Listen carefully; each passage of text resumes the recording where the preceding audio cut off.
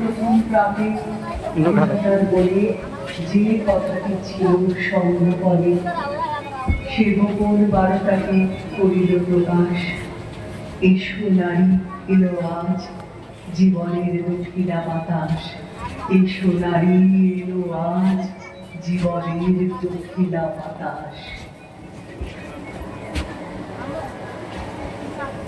হে মহাজীবন, আরে কাব্য নয়, এবার কঠিন কঠোর করতে আনো। প্রয়োজন নেই কবিতার স্নিগ্ধতা, কবিতা তোমায় দিলাম আজকে ছুটি। উধার রাজ্যে পৃথিবী উত্তমন।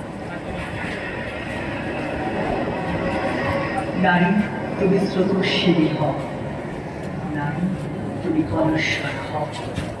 যা কিছু স্থাবর সব ভাসিয়ে বেড়াও। তুমি সৃষ্টি করো, তুমি ধ্বংস করো,